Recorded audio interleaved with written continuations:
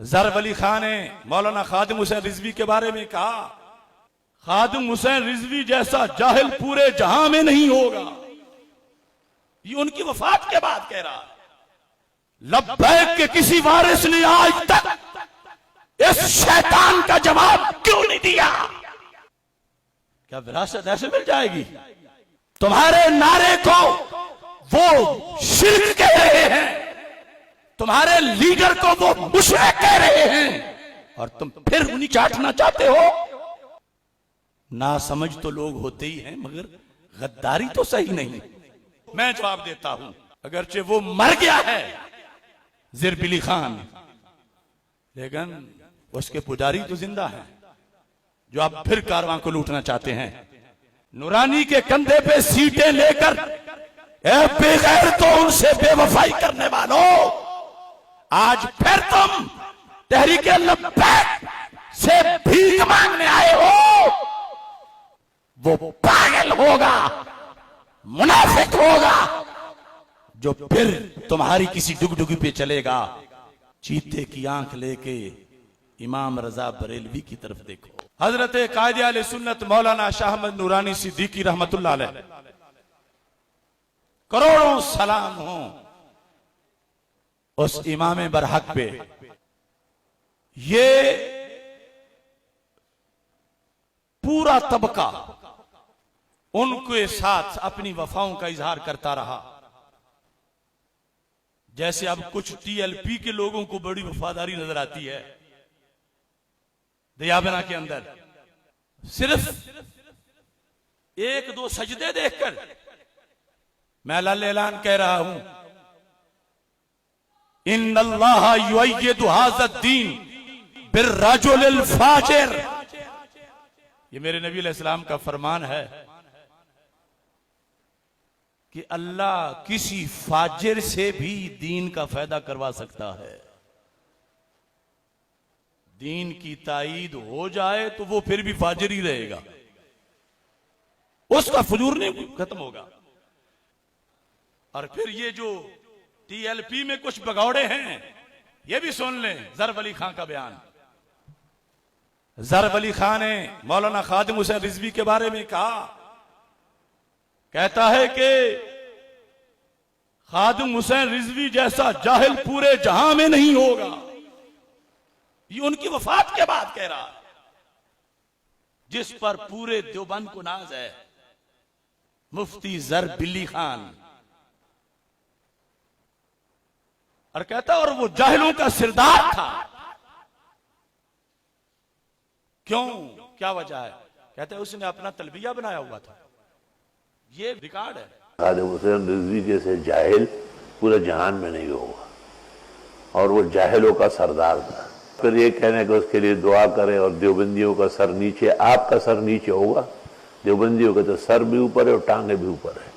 آپ کو حق کیا ہے؟ انہوں نے آپ کے حضرت بنوری اور مفتی محمود پر کہا ہے کہ ہم ان کے لیے نہ مغفرت کی دعا کرتے اور نہ جنازہ پڑھتے، اور آپ ان کے ایک جو ان کے ہاں بھی متون شخص تھا، ایک ایسی غلط سلط باتیں، اس کے پاس جو گالیاں تھی، اور جو وہ گالیاں اسٹیج پر بکتا تھا، کیونکہ آدمی عمرہ کرے یا حج تو وہ تلبیہ پڑھتے ہیں لبیک اللہم لبیک. اس نے اس کے مقابلے میں اپنا تلبیہ بنایا اور اس کو تحریک کی شکل دے دی. لبیک کے کسی وارث نے آج تک اس شیطان کا جواب کیوں نہیں دیا؟ کیا وراثت ایسے مل جائے گی؟ تمہارے نعرے کو وہ شرک کہہ رہے ہیں، تمہارے لیڈر کو وہ مشرک کہہ رہے ہیں، اور تم پھر انہیں چاٹنا چاہتے ہو. نا سمجھ تو لوگ ہوتے ہی ہیں، مگر غداری تو صحیح نہیں. اب دیکھو میں جواب دیتا ہوں، اگرچہ وہ مر گیا ہے ضرب علی خان، لیکن اس کے پجاری تو زندہ ہیں جو اب پھر کارواں کو لوٹنا چاہتے ہیں. اور یہ بھی میں بتانا چاہتا ہوں، وہ کہتا ہے چونکہ اس نے لبیک یا رسول اللہ کہا، تنظیم کا نام اور نعرہ، اور لبیک اللہم لبیک کے مقابلے میں یہ مشرک ہوا، اور آگے جنہوں نے جنازہ پڑھا اور کیا کچھ اس نے آگے فتویٰ دیا. میں زر ولی خان اور دیوبند کی پوری ذریت کو لبیک یا رسول اللہ صلی اللہ علیہ وسلم کا جواز اور جواب دے رہا ہوں.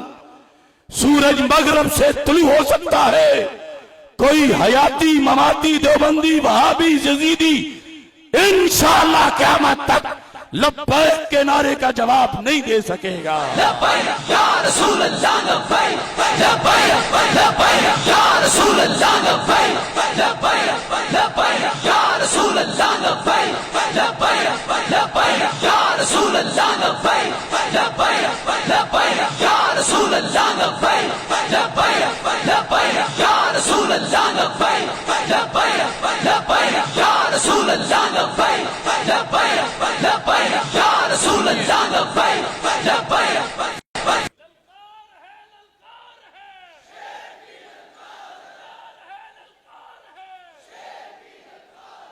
کیا صحابہ رضی اللہ تعالی عنہم میں سے کسی کے لیے جائز تھا کہ وہ سرکار کو اللہ کہے؟ وہاں تو سجدے سے بھی روکا گیا. جو دین سرکار کی ظاہری حیات میں تھا وہی بعد میں آج بھی ہے. میرے رب کا نہ کوئی زمین پہ اوپر جو ہو ان میں سے کوئی شریک ہے اور نہ ہی دنیا میں سے جو چلے گئے ہیں ان میں سے کوئی شریک ہے. جب صحابہ میں سے کسی نے میرے آقا علیہ السلام کو اللہ نہیں کہا تو ہم بھی اللہ نہیں کہتے. جب صحابہ نے میرے نبی علیہ السلام کو بار بار بار بار بار لبیک یا رسول اللہ کہا تو ہم آج بھی لبیک یا رسول اللہ لبیک لبیک لبیک یا رسول اللہ لبیک. اب دیکھیے یہ حدیث نمبر بخاری شریف کی 128 ہے. حضرت انس بن مالک رضی اللہ تعالیٰ عنہ کہتے ہیں، سند ہے پوری صحیح ہے، ہر حرف کا میں ذمہ دار ہوں اور قیامت تک زر ولی کی بلیوں کو ایڑی کے نیچے رکھ کے کہہ رہا ہوں. حدثنا انس بن مالک پوری سند. حدثنا اسحاق بن ابراہیم قال حدثنا معاذ بن ہشام قال حدثني ابي عن قتادة قال حدثنا انس بن مالك رضي الله تعالى عنه ان النبي صلى الله عليه وسلم ومعاذ رديفه على الرحل. رسول پاک علیہ الصلوۃ والسلام سواری پہ تشریف فرما تھے کجاوے پر، پیچھے حضرت معاذ رضی اللہ تعالیٰ عنہ بیٹھے تھے. کیا شان ہے معاذ تیری. میرے آقا صلی اللہ علیہ وسلم نے فرمایا اس طرح سواری پہ بیٹھے ہوئے، تصور تو کرو. قال یا معاذ بن جبل قال لبیک یا رسول اللہ صلی اللہ علیہ وسلم. میرے آقا علیہ الصلوۃ والسلام نے بلایا، حالانکہ ساتھ بیٹھنے والے کو اتنا کوئی آواز دینے کی ضرورت بھی نہیں، مگر وہاں دی تو مرکز صراط مستقیم تک پہنچی. یا معاذ بن جبل قال، کس نے کہا؟ حضرت معاذ بن. سنا کس نے؟ سب سے بڑے توحید پرست نے. کہا کیا؟ لبیک یا رسول اللہ صلی اللہ علیہ وسلم.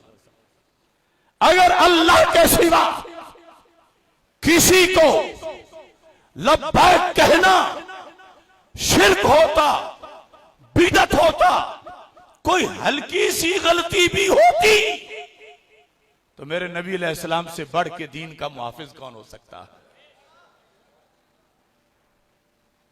سرکار نے جیسے سجدہ کرنے سے روک دیا تھا جب صحابہ نے اجازت مانگی تھی کہ محبوب دل چاہتا ہے آپ کو سجدہ کریں، تو یہاں بھی روک سکتے تھے سرکار کہ معاذ مجھے لبیک نہ کہو، یہ لبیک کا لفظ اللہ کے لیے نہیں تھا، یہ لبیک اللہم لبیک نہیں تھا، یہ لبیک یا اللہ نہیں تھا، یہ لبیک یا رسول اللہ صلی اللہ علیہ وسلم تھا۔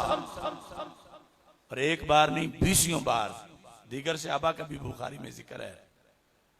تو اگر تلبیہ سے ٹکراؤ ہوتا تو سرکار فرماتے معاذ اتنا جلد دین بھول گئے ہو۔ اور اگر کوئی وصال اور بعد از وصال کی تقسیم کرے اسے کہو پھر یہ دین کون سا ہے کہ اللہ کا زمین کے اوپر کوئی شریک مان لیں تو کچھ نہیں ہوتا، قبر والا کوئی مانے تو پھر جرم ہو جاتا۔ حیات موت کا فرق کرنے کا تو ہی مطلب بنتا، جبکہ میرے رب کا نہ زندوں میں کوئی شریک ہے نہ بعد از وصال کوئی شریک ہے، تو پھر ماننا پڑے گا لبیک یا رسول اللہ صلی اللہ علیہ وسلم کا نعرہ ڈی چوک میں نہیں کھڑا گیا، فیض آباد میں نہیں کھڑا گیا، یہ مکہ مکرمہ مدینہ منورہ میں پڑھا گیا ہے اور قیامت تک کے لیے اس کو پڑھایا گیا ہے۔ یا رسول اللہ لبیک لبیک